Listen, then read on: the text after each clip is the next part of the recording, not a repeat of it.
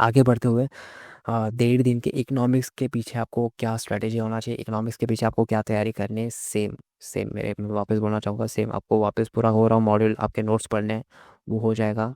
And आपके economics में I think 10 chapter है, आई थिंक क्या 100% 10 चैप्टर ही है, मैंने ही करवाया।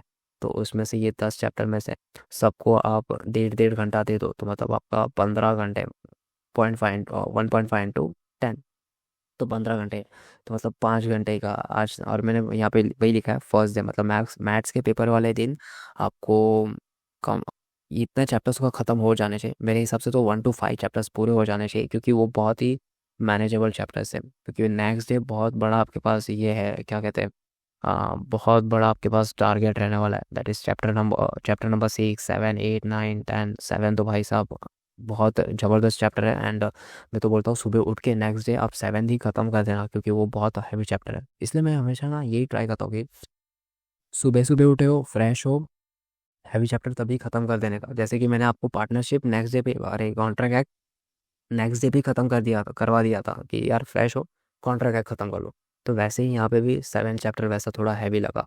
सारे चैप्टर्स के बाद मैंने यहाँ पे लिखा है कहीं पे, तो हाँ, आपको पहले मॉड्यूल पढ़ना है, नोट्स पढ़ना है, उसके बाद उसके 100 MCQs हो जाने चाहिए। सर ये कुछ ज़्यादा नहीं हो गया? नहीं, कुछ ज़्यादा नहीं हुआ है। आपका 100 आधे पौने घंटे के आसपास आपका पूरा पूरा नोट्स रिवाइज करके हो जाएगा। उसके बाद मतलब आप इतने स्पीड में कभी रिवाइज कर पाओगे जब भी आप अभी से ही इतना आपका रिवीजन मजबूत है। तो आपका तभी तो था आपका वो थर्ड फोर्थ टाइम रिवीजन होगा, तो आप कितने आप एक अलग ही स्पीड में रहोगे बॉस। इसलिए आपका तभी हो भी जाएगा, टेंशन मत लो।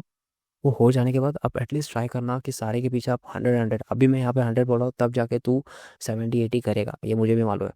बट एटलीस्ट उतना करोगे ना आप। ये मैं आपको किसके लिए तैयारी कर रहा हूँ मालूम?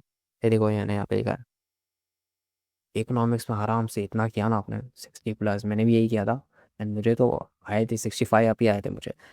तो ये मैंने यही किया था कि यार पूरा का पूरा एक बार मैंने गो थ्रू कर लिया, चैप्टर गो थ्रू कर लिया, उसके बाद मैंने उसके एमसीक्यूज देख लिए। तो एक एक चैप्टर के पीछे 100 एमसीक्यूज करके जा रहा है, अभी और क्या ही चाहिए, और वो भी 2 घंटे में तुमने खत्म कर दिया। अच्छा, मैं ऐसा नहीं बोल रहा हूँ कि एकदम उसके पीछे पागल की तरह रुक मत, मतलब अगर लग रहा है कि यार ये थोड़ा हार्ड लग रहा है एमसीक्यू, नेक्स्ट नेक्स्ट नेक्स्ट करते जाओ। जो हार्ड लगे ऐसे मेरे हिसाब से एक 5-10% रह गया। बहुत स्टूडेंट्स का ऐसा भी डाउट रहता है कि सर मुझे कुछ कुछ एमसीक्यूज रॉन्ग लगे या फिर उसका आंसर रॉन्ग लगा। टेंशन मत लो यार, ऐसे गिन के कितने एमसीक्यूज होंगे आपके क्रैकर के बुक में, या तो फिर जो भी क्वेश्चन बुक एमसीक्यू बुकलेट आप यूज़ करो, ऐसे 5-10% आपके ऐसे रहेंगे 100 में से। सपोज 10 क्वेश्चन भी आ गए, अरे बाकी 90 तू करके गया ना, वो तो तुझे आते हैं, तो वो छोड़ दे, समझा। एंड कुछ ऐसे भी रहेंगे कि जो आपको आ ही नहीं रहे, तो वो छोड़ दो, कोई बात नहीं। मतलब अभी लास्ट मोमेंट पे अभी आपके पास क्या ही कर सकते हो, कोई टाइम नहीं है, समझा। तो वैसा करोगे। एंड उसमें भी ऑफ कोर्स आपको स्क्रिबलिंग बुक तो उसका यूज़ करना ही है। स्क्रिबलिंग बुक में आपको सारे के सारे इंपॉर्टेंट डायग्राम्स, जब भी आप पर्टिकुलर चैप्टर कर रहे हो, लेट्स सपोज से फॉर एग्जांपल आप इकोनॉमिक्स का वो डिमांड सप्लाई वाला चैप्टर कर रहे हो, तो उसका मैंने यहाँ पे एग्जांपल लिख के रखा है। तो मालूम है आपको एक डायग्राम बनाना होता है, डिमांड भी बढ़ रहा है, सप्लाई भी बढ़ रहा है, तो मतलब नया मेरा इक्विलिब्रियम पॉइंट क्या रहेगा। तो उस पर तो कितने सारे एमसीक्यूज आते हैं यार। तो वो सारी चीज़ें आपको ड्रॉ करके रखना, उसके अलग अलग केसेस भी है, तो वो आपको पूरा पूरा ड्रॉ कर लेने का, आपका मस्त हो जाएगा। यू भी आप इतने कॉन्फिडेंट होंगे एग्जाम में इकोनॉमिक्स के दिन, और इतना अच्छा पेपर आपका जाएगा भी। और ये ट्राई एंड टेस्टेड है, सो डोंट वरी। फॉर्मूलाज भी लिख सकते हो, क्या लिखना ही चाहिए आपको आपके स्क्रिबलिंग वाले बुक में। एंड अंकल के सारे नाम, अंकल सर अंकल कौन होते हैं? अरे अंकल मतलब जितने भी ऑथर्स हैं आपके, Alfred Marshall, Adam Smith, and फिर आपके जितने भी अंकल्स है वो पॉल एंड वो सारे, पॉल सैमुअल्सन, तो उन सबके नाम, उनके इम्पोर्टेंट ईयर्स, कौन सा साल था, उनके यूनिवर्सिटी का नाम, कुछ कुछ इंपॉर्टेंट रहते हैं, फिर उनके बुक्स का नाम।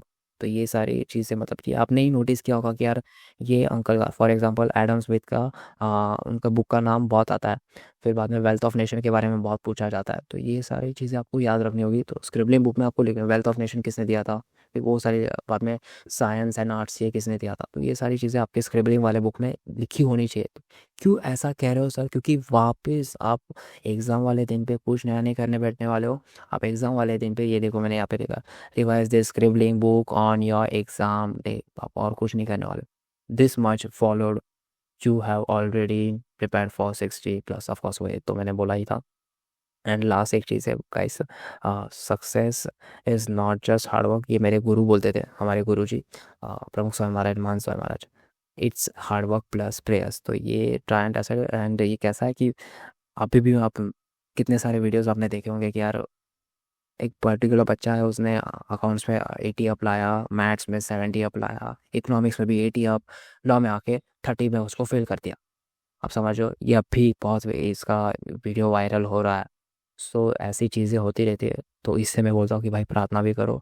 आप ऐसा नहीं है कि आपको सब कुछ आता है तो आप जंग जीत जाओगे, सब कुछ आपके साथ अच्छा ही होगा। नहीं, प्रार्थना भी मैटर करती है।